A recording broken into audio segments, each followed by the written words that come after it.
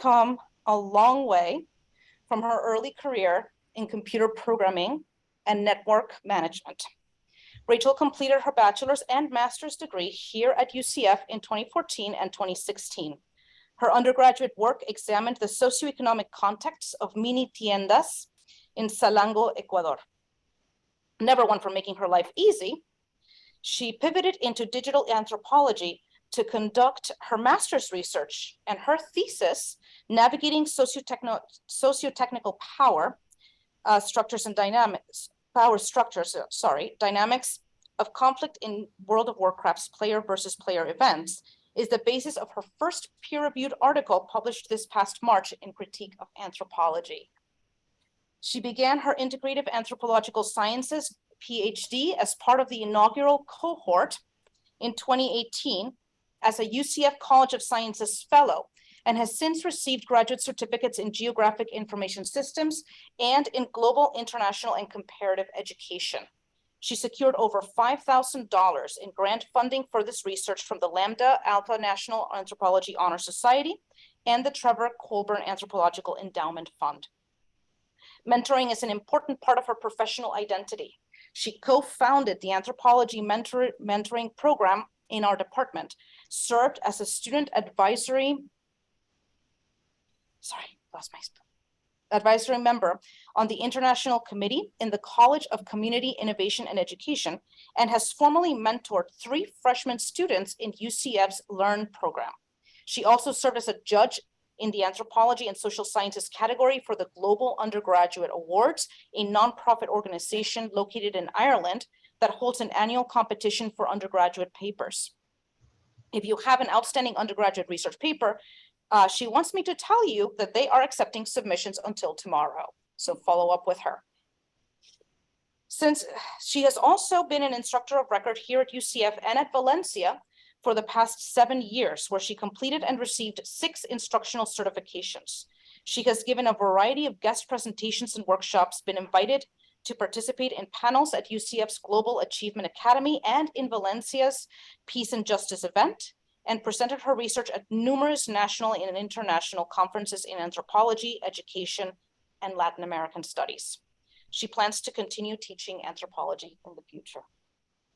I want to thank the Rachael's Dissertation Committee, Ty Matejowski here at UCF, Dr. David Boot, also here at UCF, Dr. Nesat Fallu at the University of Texas in Austin, and Dr. Fernando Armstrong Fumero at Smith College. We are very happy to see you reach this point and very excited to see your presentation. So without further ado, I will turn this over to Rachael.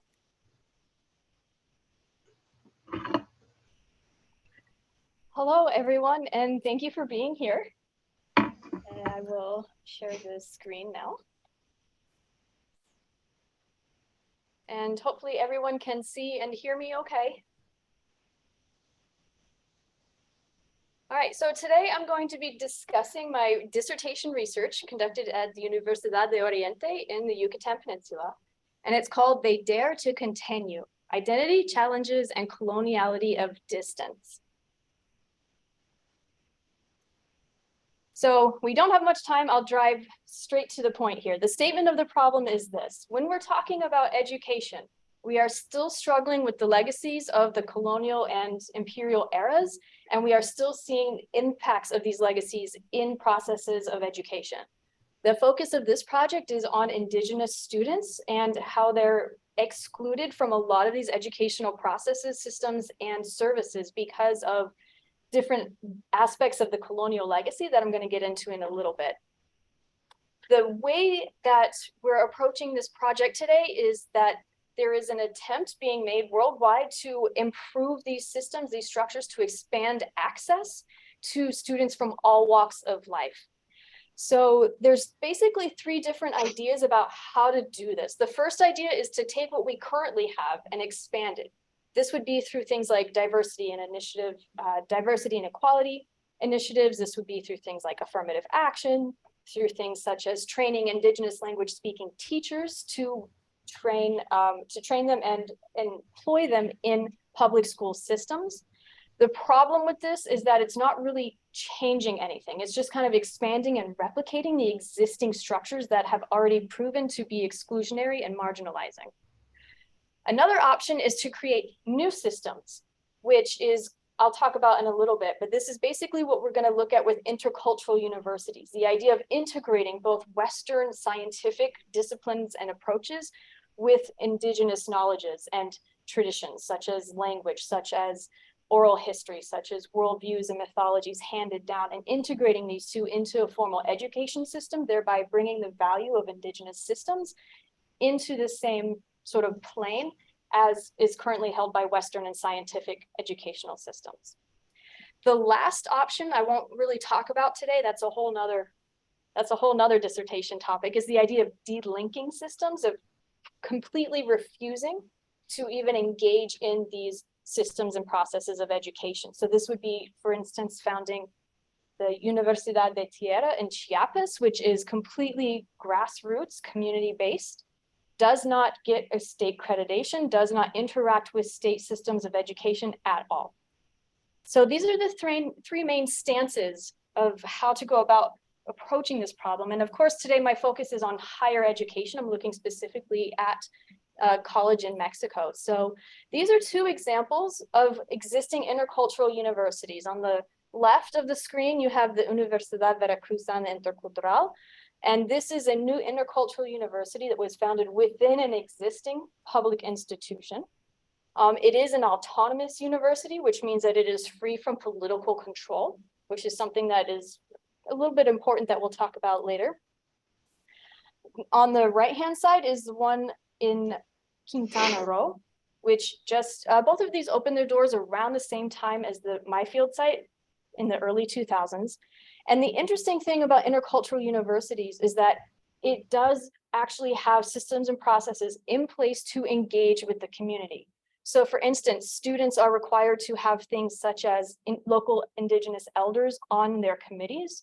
They are required to have an indigenous mentor during their projects. They have the option of creating their own pathways to create programs of study outside of the typical disciplinary structures that we would think of.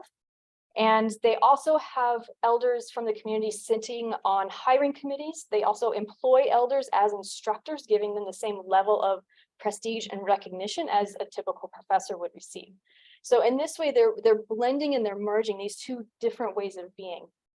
They're enabling students to actually defend their presentations in their indigenous language instead of having to speak in Spanish or in English. So these are some of the ways that Mexico has gone about addressing this issue of inclusion for indigenous populations.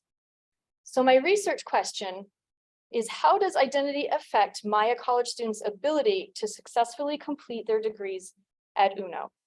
So Universidad de Oriente, I'll be referring to as UNO for the rest of this presentation.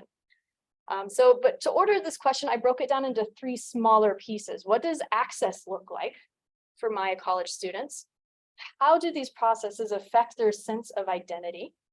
And if there are any tensions arising from these disparate views between these sort of Western disciplinary structures and these indigenous knowledges, languages, and traditions, if there's tensions there, how are they resolved? So I'm basing this project from a position of reflexivity, and my positionality is, as you can see here, I'm a white female woman from the United States. I'm not a native Spanish speaker, so I have to say thank you to everyone who had such patience with my intermediate Spanish while I was in the field.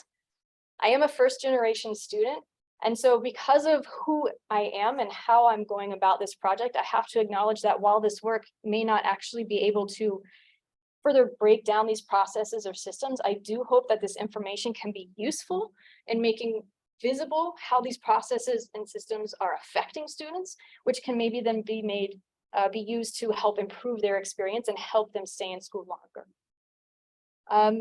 From a disciplinary and an ethnographic perspective, what I'm looking at here is I have to pay very close attention to relationships of power, not just power between students and teachers, between faculty, staff, students, and the institution, and between the institution and the state.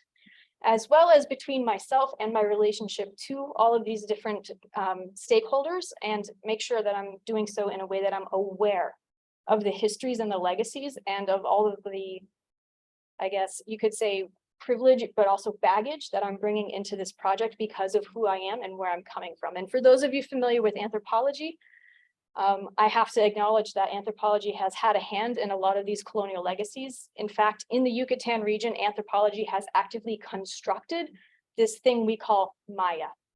It did not exist before anthropology started to do our anthropology, archaeology, ethnography, these sorts of things, constructing what we now refer to as a Maya culture. I also have to acknowledge that, like I was saying earlier, what I mean by Western systems of education is that the educational systems and processes we have, which are similar to what exists in Mexico, originate from a European history, a European perspective, European languages, European philosophy. And European philosophy is one of the things that separates, for example, higher education into the different disciplinary fields. And if you understand that this is coming from a particular historical perspective, then you can also understand that there are other options that aren't necessarily wrong and that might actually work better. So I have to acknowledge that there is Eurocentrism inherent in the whole idea of education. And I also heed the call from the scholar Munn to foreground dimensions of space and time in ethnography. And what that means is actually pay attention during ethnographic research to how time and distance are affecting my research and my work. So here's my field site. This is the Universidad de Oriente.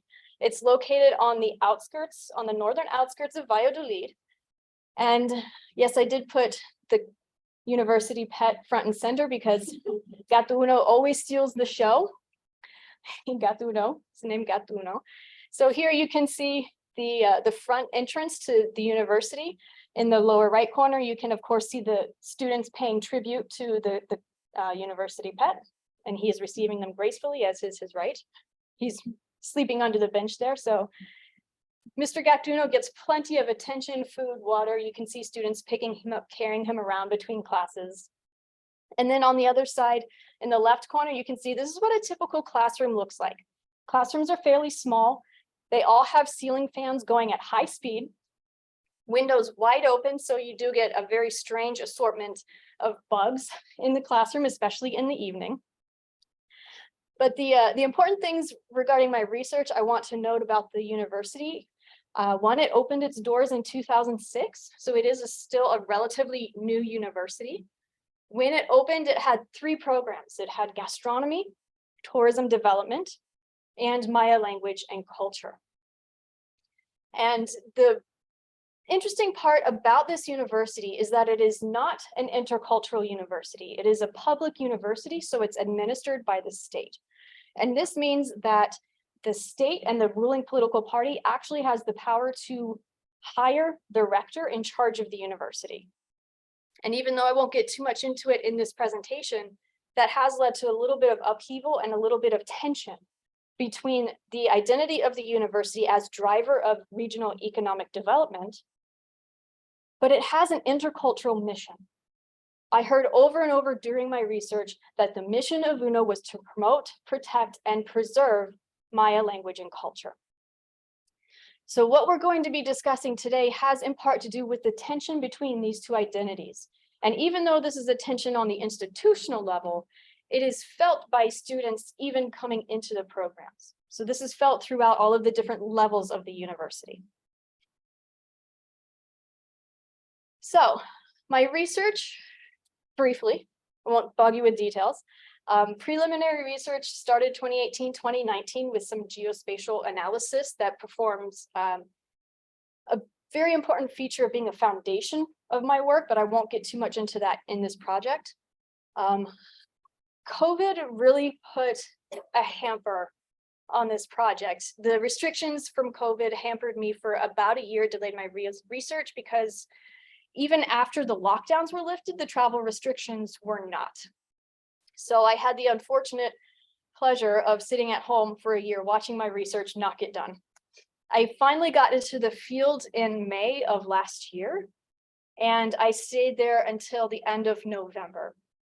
Originally, my plan was to go for a full year. Because of COVID and funding and other restrictions, I had to unfortunately shorten that time frame to 6 months.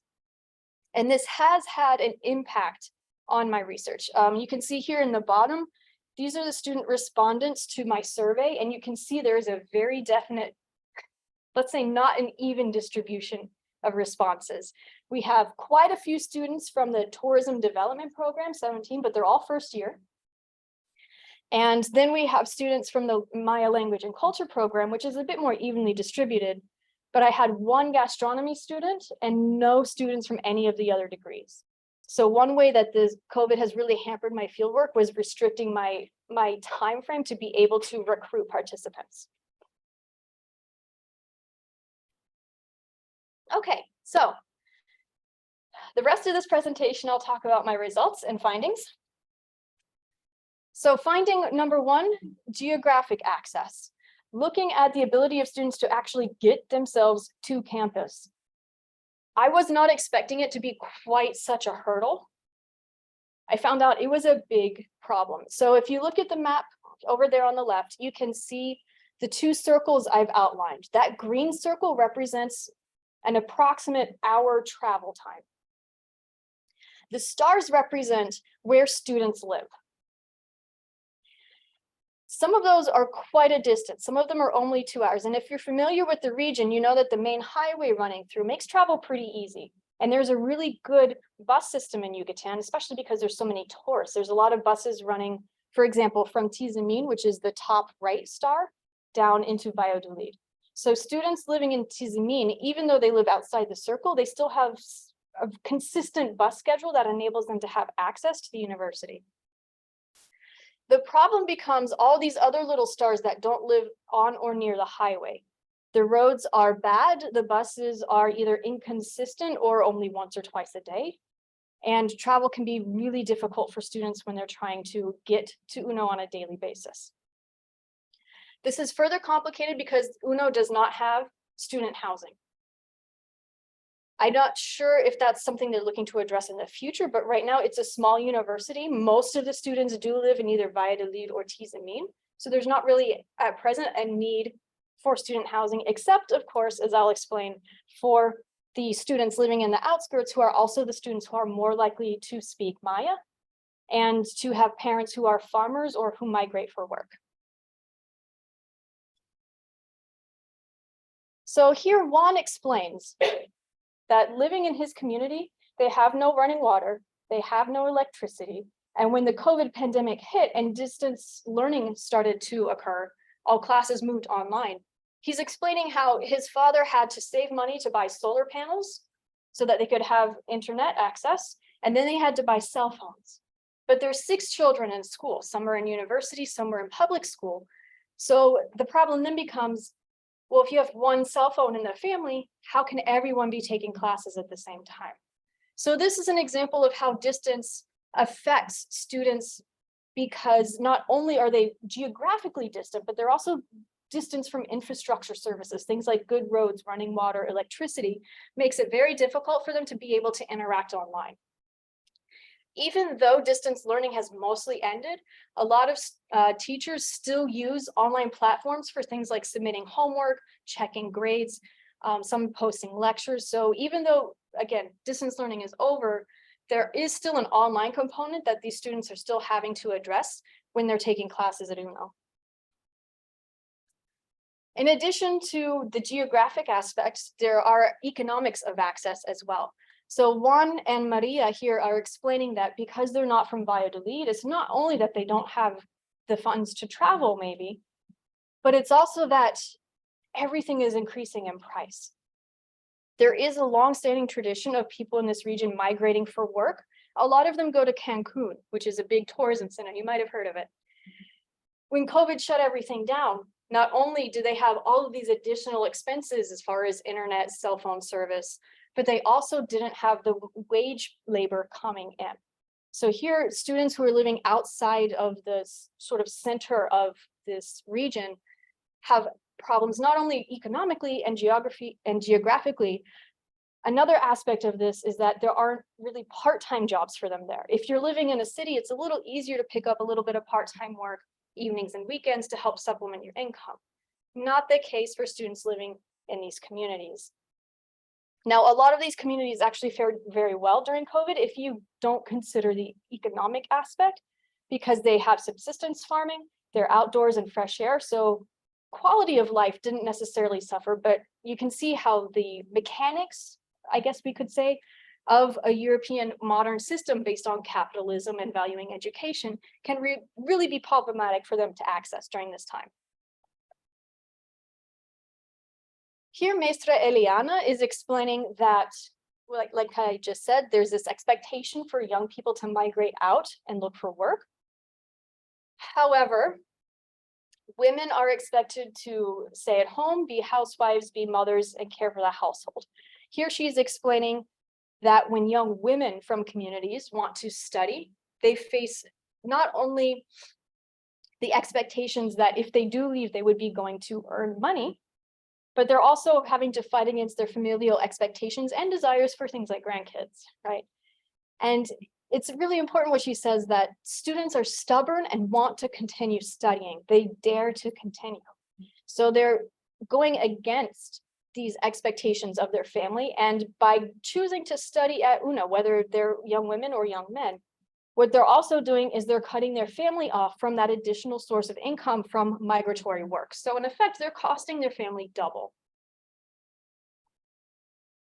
Now, assuming they can actually get to campus and enroll in the programs, we're looking at whether or not they can access services on campus. Like I said, UNO is a small campus. It's recently opened its doors.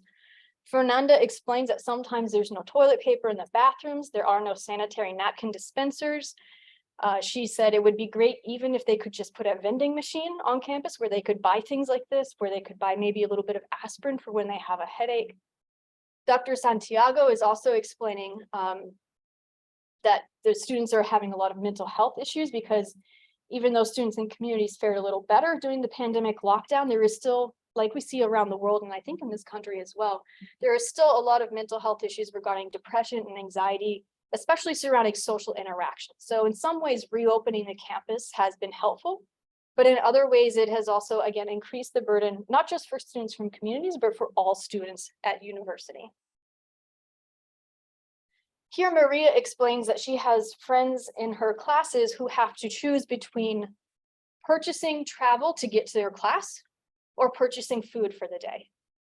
So she's explaining here that it would be fantastic if the university would provide one healthy meal a day. I include this quote because I love her last remark. She says, "You're not going to let the student die from hunger. It is your future." She's talking to UNO here. She's like, "You're investing so much in us." They have a state-funded scholarship, right? "You're investing so much in us, but you're letting us go hungry." So the idea here is that there needs to be more access to healthy food on campus. And this is especially problematic for students in the second shift of classes. So there's two shifts of classes. The first shift starts at 7 a.m. and runs until 2:30. The second shift starts at 2 and runs to 8:30 at night. Well, the cafeteria and the library close at 5, which is even before the second shift students are released for their midday break when they eat. So even when they're given the time to eat, they can't buy food at the cafeteria because the cafeteria is closed. And because of the nature of the region and the cultural tradition surrounding when you eat, if you were to say walk the 10 minutes to the nearest town, none of the eateries are open yet. The vendors won't start opening for the dinner service until 6, 7, 8 o'clock at night. So you have students who are in 8 hours of classes who can't afford to eat, and they don't have access to healthy food. There's also, of course, because this is Mexico and we're talking about, issues of coloniality, we have to address racial and ethnic stereotypes. And the problem here is that there is this very similar actually to what we have in the United States, this conception of the Indian as poor or as not technologically advanced, which of course is not true. Okay, so Dr. Santiago here is explaining that what he really likes about UNO here at the bottom, and he says it rescues the Maya traditions, the Maya culture. And I thought this was interesting because Dr. Santiago is not Yucatecan originally. And when he looks at the university, he sees what they're doing as a good thing because it's giving importance to the culture. It's giving importance to the language. But this raises a question that I have to consider. Is university actually promoting and preserving Maya language and culture, or is it simplifying it and folklorizing it, right? So here I have an example of Dani, and she says that she thinks it's really great that UNO is doing this work. She says, students here, they talk to me in Maya. UNO is helping to preserve Maya. She says it gives importance to the language. So we can see here the understanding of that disparity between European descent Hispanic, Spanish-speaking persons versus Mayan descent Mayan-speaking persons. There is that racial hierarchy present in these comments. Maria, however, disagrees. She says, yeah, UNO is all about Maya language and culture, but they're doing it from the perspective that it can be commoditized, right? Yucatan has Chichen Itza, right? It has Cancun, it has Tulum, it has a lot of ancient archaeological sites that are major draws for tourism. So the problem here is that UNO, as a public university, is created to drive regional development. And they're doing this through Maya language and culture. And this student says, you're turning our culture and our language into a commodity. So this is one of those tensions inherent in the identity, not only of UNO, but that trickle down into how the students view themselves and their own heritage. Here, Luisa explains that the Maya language and culture program is changing. They used to include a lot of information about archaeology, history, linguistics, and now it's shifting to be more of an educational curriculum. And if you want to know more, ask me in the Q&A. But what she's explaining here is that she sees this degree, Maya language and culture degree, as the heart of UNO, as the heart of its identity as a university for Maya students, as a university to promote, protect, and preserve Maya culture. And what she says here at the bottom is there's no point in UNO continuing to be called intercultural, not anymore. And then she says it's only going to have the title as its action when it makes this change. And the change has already occurred. The last generation of the Antiguos curriculum will graduate this summer. So all future people or students in this degree program will have more training in education and less, if any, training in the history or sort of archaeological sites and the heritage of the peninsula. So what we're looking at here is what I'm calling a coloniality of distance, looking at the ways all of these different challenges affecting students at UNO are compounded for students who live in the communities that are more rural, that are Maya speaking, and that don't have access to the campus, don't have access to infrastructure, don't have access to wage-paying labor. So bringing all of these things together, we're looking at distance from the core, right? So here on the map, you can see the red dot in the middle is the university. And if you look at these rings, this is drawing on world systems theory to demarcate the core, the semi-periphery, and the periphery. So reading world systems theory through coloniality enables this understanding of distance as a part of a colonial legacy, not just distance geographically, but also distance socially, distance economically, distance racially, and distance linguistically from the center core, which is Spanish-speaking, European-style educational system, capitalist market-driven economics, and these sorts of things. I see a few smiles. Okay, you're with me. But when we're looking at whether or not UNO is actually promoting and preserving Maya culture, I think Hana Pishan is a great way to kind of demonstrate the dual sides of this identity, both for UNO and for the students. So Hana Pishan is basically a regional variation of the Dia de los Muertos celebration in November. It runs for a month, and the photos you're looking at here were taken during Bish, which is the 8th day of November.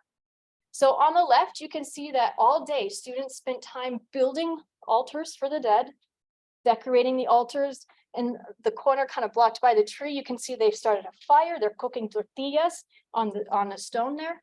And there was a whole bunch of students every year had their own altar. And what had to happen is the students were judged on their altar, what was included and how was it presented. So the judges required one student from each year to present their altar in Maya. Over here on the right, you can see that the only students exempt from building the altar were the third-year language and culture, Maya language and culture students, because they created and put on a play in Maya. So they recorded the soundtrack in Uno's recording studio and put on this play.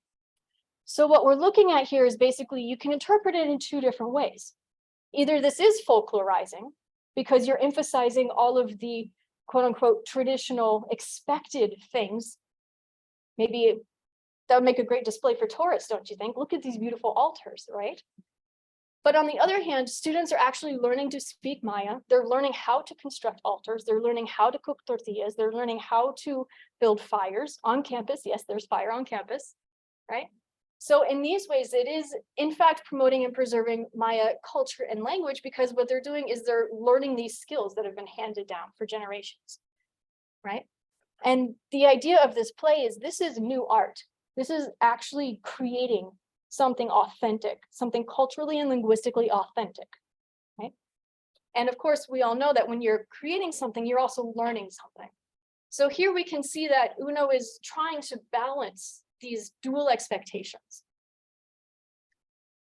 And I'll leave you with this thought. One student who grew up in Valladolid told me that she always pigeonholed Hinao Pishan. She didn't really know what it was. Her family didn't celebrate because, again, Mexico is a very Catholic country. So Hinao Pishan is not necessarily celebrated by everyone the way we might from outside think that it's being celebrated. But she says that she was really grateful for this celebration because it changed how she understood her heritage and how she understood herself. So I'll leave you with that thought, is whether or not university is actually meeting its mission. Is it actually doing what it can to promote and protect and preserve Maya language and culture, even though many of the students it's trying to recruit are in fact distanced from the university, and the university doesn't have any programs or systems in place to help them overcome these extra challenges. So I want to say special thanks to everybody on this page, especially to Professor Marta Potnawat. She's the coordinator and the director of the Maya Language Culture and Program, and she answered many stupid questions for me. Of course, Professor Marisa, who invited me along to Tijolop on a field trip with the tourism development students, the rector, and of course the students and faculty at UNO. And Merida, two people really helped me with this research. Dr. Graciela gave me deep background on the history of UNO, and Stanley helped me with translations, and of course in Orlando, extra help from all these other people as well. This project was supported and funded by these organizations here. And you can see here on the right, another event that is promoting culture in an authentic way is if you speak Maya, you get free food. I said malobkin, and I got myself a very tasty cookie. So that was a good treat. And my references, and thank you for your attention.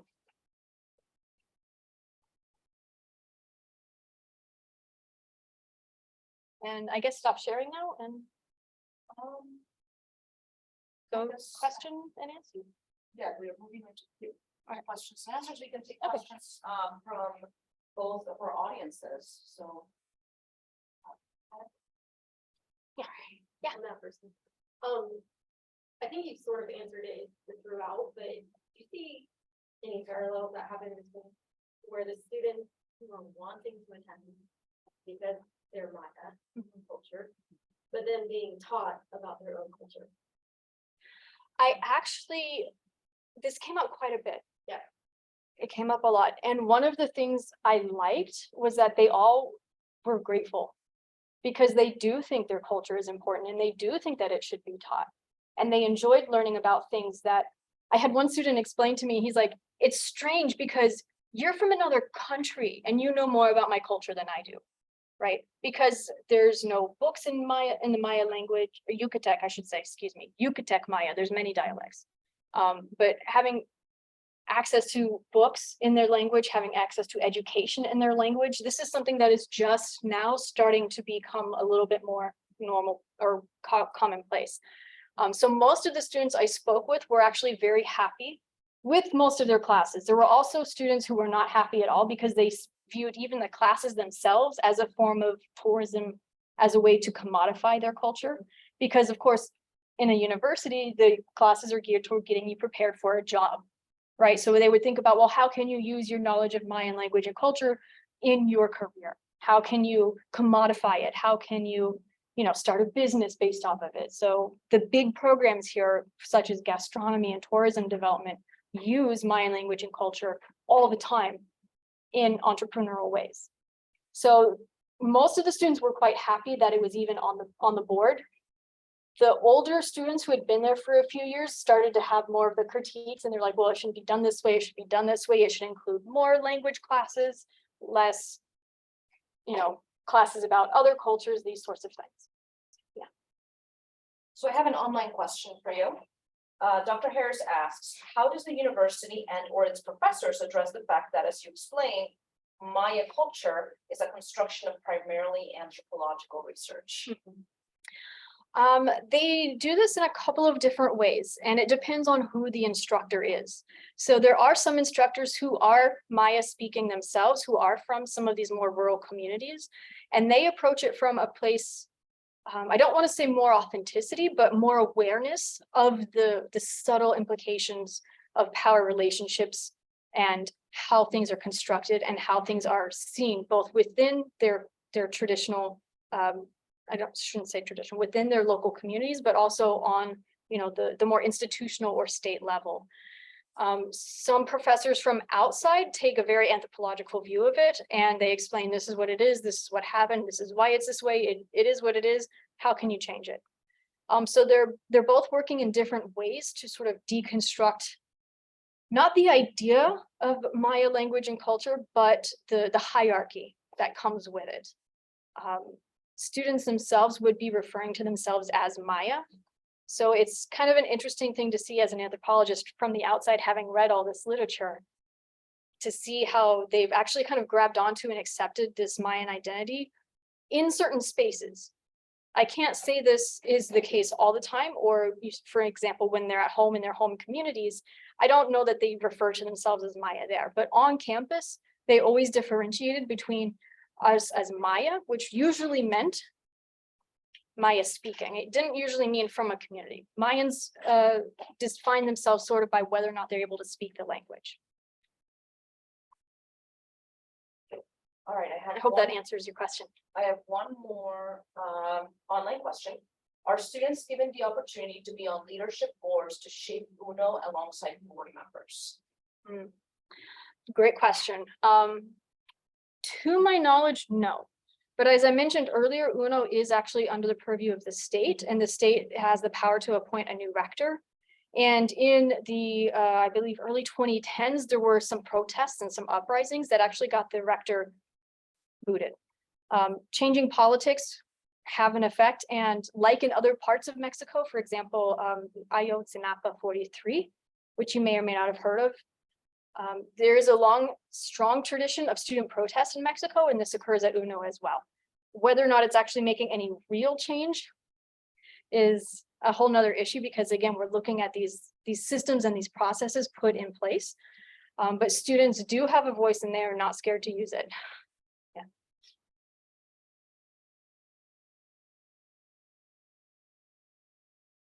Kind of formulating a question. I don't know if this is something that I should ask, but as far as what were you able to uncover to assist these students that lay in these far out regions? Is there something that we were able to do to help these students be able to attend easier and have, is there? Yeah, so in the course of this research, I don't have the photo with me, but there's two ways that became really apparent to me. One is student housing. Having some student housing on campus. The problem here is Mexico is very very Catholic country, and the idea of a young woman leaving home before she's married can be really problematic. A few of the people I spoke to from these outlying communities did actually rent a home, or rent a room, I should say, in the city so they could be closer. And even though that was more expensive for them, they also explained, one student explained to me he felt much more relieved because he would have to leave his home at 4 a.m. and wouldn't get home until midnight. So not only was it a very long day, but he's also traveling in the dark a lot of times.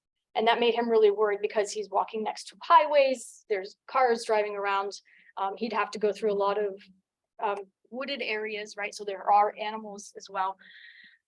So putting something on campus or near campus for student housing, just something basic. The tradition of sleeping in hammocks would actually be great here because you could build a room with the bars and the students could bring their own hammocks from home. So you wouldn't need to spend a lot on like furniture and that sort of thing. And then they could take their hammocks home for the weekend. So that was one idea that became quickly obvious to me. The other is what I would love to do is to take this map and provide it to the university and to the students as sort of a guide. If a student lives outside that orange circle, they're very likely to, after a few semesters of struggle, they're very likely to move into the city to rent. So using this as kind of here's a general idea of what distance will and will not be manageable for you to travel every day so that students can start planning and maybe saving up a little money to move into the city. So providing these sorts of information and these sorts of resources and ideas, like I said in my a little bit earlier in my presentation, I personally can't really do much on the scale that it needs to be done, but hopefully this information can.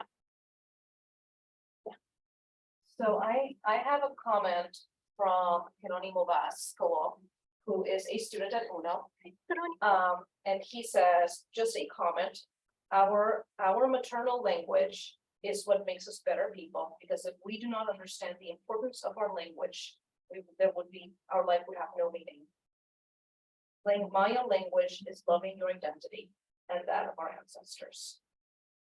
Yeah. Muchas gracias por compartir, Jerónimo. Acabo de traducir el mensaje al grupo que tenemos en la sala. And there is a question from Lee. Geck. As Maya societies are based on morality, I got curious. Have you found if the program's curriculum makes space for that knowledge, or does it mostly favor written texts? That's a great question. That is a great question. To be honest, I'm not very familiar with the Maya language. I would like to be, but again, the time constraints just didn't allow for much exploration in that area, and most of my research was focused on the UNO campus. So I didn't have too many opportunities to go into communities and get to know students there. That being said, all of the classes were taught in Spanish. The Maya language classes were the few classes that were actually, you could hear a lot of Maya being spoken in the classroom. And these also were the only classes that really used Maya language books. So they were using like workbooks to help teach the Maya language. Beyond that, from what I could tell, the students did spend a lot of time in the library, but from what I saw in the library, all those books are either in Spanish or in English, actually.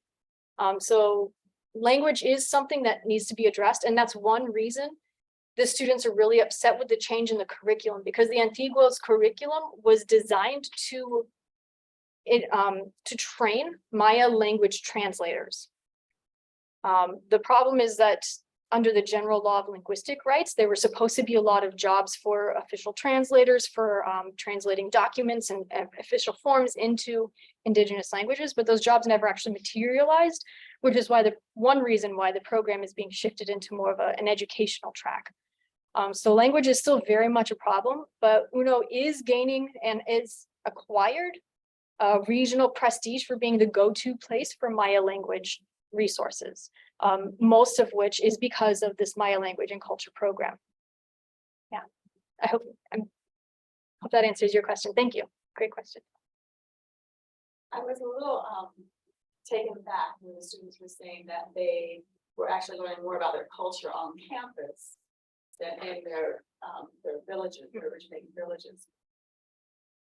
in your research, were you able to identify a root cause? Because it normally it's like that they would be bringing all that culture to the campus with them, Right. not learning it on campus. So the main thing that student was talking about was the demarcation between what we might consider like current lived daily culture versus the anthropological construction of the Maya. So things like the pyramids, the meaning of this, the writing on the stone, the stelae, right? On the artwork, what it all means, these sorts of things. They don't have access to that information, but they do have knowledge of the language, right? They do live every day going into the woods, going into, you know, the fields. So they have what we might call the traditional knowledge of daily life, and they have the stories handed down. So they know how to grow corn, and they know how to grow crops, and they know how to do something that I don't know how to do, which is start a fire in the woods with nothing but what you have on hand, right? They know the medicinal plants and herbs. They know the teas. They have a lot of this useful knowledge, but what they don't have is that educated or Western constructed knowledge of the ancient Maya, of their history, right? They have the stories handed down, but that's very different from opening a textbook and saying, whoa, look at these ways. Look at, you know, all the pottery, look at all the art. My ancestor did this. So in a lot of ways, it's really fun to see how they're really latching onto that and being like, yes, look, we have been here for a long time. We did this cool stuff, but there's also sadness there because it's no longer being done. Somewhere colonialism, right, broke that chain of you know, stone crafting, building knowledge and all that sort of thing. So it's a mixed bag for sure. Carla. Yeah. Hi. Yeah. No, you were talking about languages and everything, and I just popped up. Are you planning, like in the future, to present this to the university in either Spanish or Maya? Yes. Yeah. So I have big dreams. We'll see what actually happens. Obviously the presentation would look very different because I would want to focus it on what can be, you know, really helpful. At the least, I do want to create a report and distribute it to the administrators and students who helped me so that they can see, you know, bit by bit, you know, maybe leave out the theory part, you know, or maybe not. I don't know. They might enjoy reading that. But yes. Be a great tool for that. It could be. And one other thing I would really like to do is to translate the dissertation into Spanish and then have students from these programs help me translate it into Maya, especially now that a lot more of them have access to technology, because while COVID brought a lot of challenges, one of the good things is that now they do have access to a lot of more technology and they've learned how to use these things. So now if I could maybe get even digital translations to the university for them to have on hand for the students so that they have access to this knowledge. That's what I would like to do, yeah. Right, I've got two online questions. All right, so this one's from Joe. You mentioned that the area is mainly Catholic. Does UNO garner any monetary benefits from the Catholic Church, or does the church have any influence on the administration and curriculum? UNO is a state-run public university, which means it is secular. So while I can't say what's happening, you know, behind closed doors, what I can say is that officially that is not the case. One of the issues with the Hanal Pishan celebration that I talked about was pointed out to me by a few, I almost just said who said it. One person pointed out to me that even though it was wonderful for the students to experience Hanal Pishan, it was superficial and folklorized because there wasn't that deeper spiritual meaning of invoking the ancestors and praying to the ancestors and feeling the ancestors' presence. So UNO is walking a very careful line between Catholic religion. For example, for Hanal Pishan, UNO walked a very careful line because they couldn't go too much into what we might consider Maya mystical spiritual belief. And they can't go too far in the other direction into Catholicism either, because again, it's a public institution and it has to stay secular. And then Chelsea, great presentation, Rachel. You mentioned the significance of digital platforms at UNO. Would you consider most of your participants to be quote unquote digital natives, or was digital learning another structural barrier that they had to overcome outside of technology access issues? Great question. Huge barrier. Pre-COVID, most of the students I spoke with who already had devices only used it for social media or entertainment.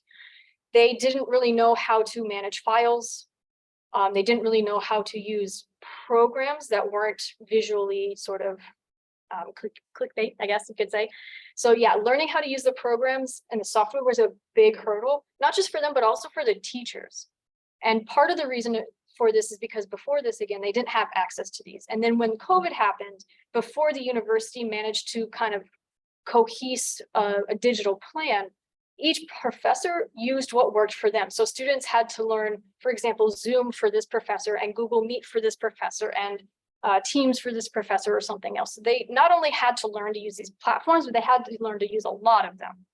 Once UNO sort of got state standardized digital platform, it got a lot easier and now they're a little more accustomed to it. But no, it was a very big hurdle for everybody. Yeah, great question, thanks. All right, so we're gonna take Crystal's question and that will be the last question from the audience because we do need to move into the private portion of the events. Just quickly, you mentioned with the students that, or when the program that is moving towards more of a teaching platform, like teaching them how to be teachers. Yeah.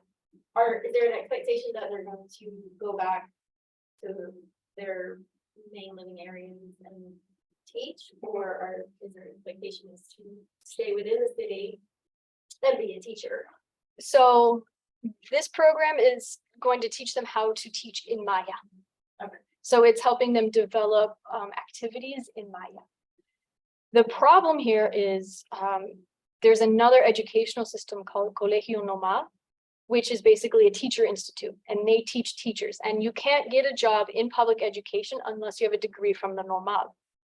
So the problem here becomes, and one reason students were another reason they're upset about this change is because here we're going for an education track and we can't be hired to teach. However, it is looking like they will be able to be what we might consider teaching assistants, where they would come into a class and give, for example, a Maya language lesson.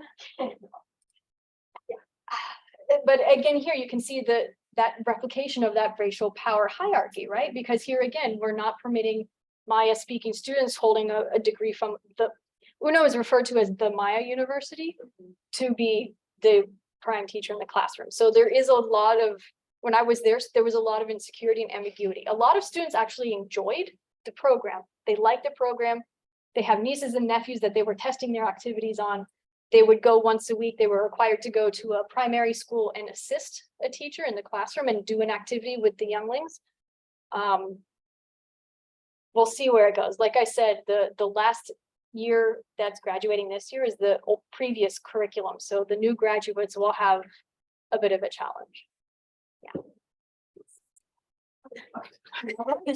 Well, thank you everyone for joining us today. Thank you. At this point, we will move to the private portion of this event. I ask our guests on Zoom, if you are not a member of the dissertation committee, to please exit. And thank you everyone so much for being here today.